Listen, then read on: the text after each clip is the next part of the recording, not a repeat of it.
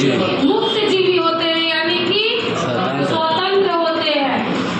इस संघ के प्राणी जलीय भी होते हैं, इस संघ के प्राणी जल में भी मिलते हैं, और इस संघ के प्राणी स्थलीय भी होते हैं, ये स्थलों पर भी मिलते हैं।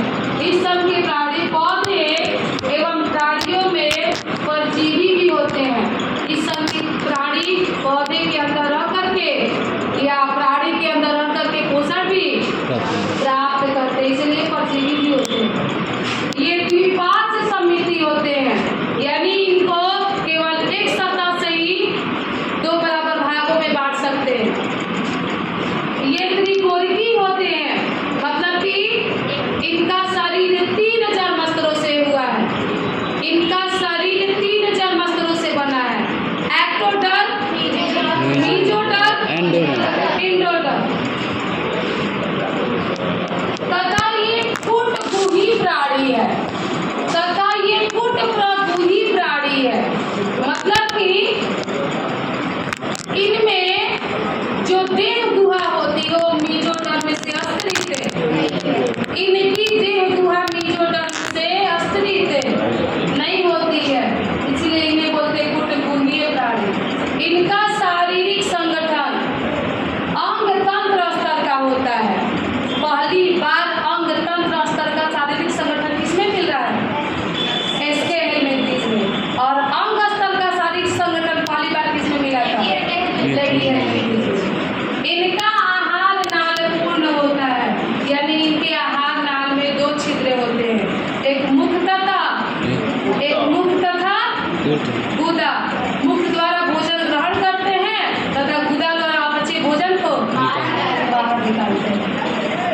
इसमें सुपरिवर्तित पेशीय ग्रसनी होती है, सुपरिवर्तित पेशीय ग्रसनी मतलब अच्छी तरह से विकसित। सुपरिवर्तित का मतलब होता है अच्छी तरह से विकसित। इनमें सुपरिवर्तित पेशीय ग्रसनी, ग्रसनी मतलब फैरिंक्स, ग्रसनी मतलब फैरिंक्स पढ़े हैं ना, ग्रसनी। इनमें सुविकसित ग्रसनी होता है जो पेशी का बना होता है, इसीलिए इसमें पेशीय ग्रसनी बोला गया है। इसमें सुपरिवर्तित पेशीय ग्रसनी होती है। इनमें उत्सर्जन नाल शरीर से अपशिष्ट पदार्थों को उत्सर्जन रंध्र के द्वारा बाहर निकालती है। इनमें अपशिष्ट पदार्थों को बाहर निकालने के लिए एक नाल होता है। इनमें अपशिष्ट पदार्थों को बाहर निकालने के लिए क्या होता है? एक नाल होता है, और इसको बोलते हैं उत्सर्जन नाल, क्योंकि अपशिष्ट पदार्थों को बाहर निकालना है। अब इसमें एक छिद्र होता है जिसके द्वारा ये अपशिष्ट पदार्थों को बाहर निकालती है, इसलिए उस छिद्र को बोलते हैं उत्सर्जन रंध्र। इनमें उत्सर्जन नाल शरीर से अपशिष्ट पदार्थों को उत्सर्जन रंध्र द्वारा बाहर निकालती है। ये एक लिंगाश्रयी होते हैं, यानी कि नर एवं मादा अंग अलग अलग शरीर पर मिलते हैं।